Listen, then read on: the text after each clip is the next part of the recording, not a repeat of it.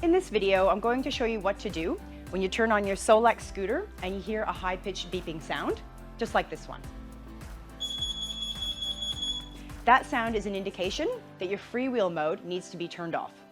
So head to the back of the scooter, reach underneath, pull the lever towards you, and turn your scooter back on.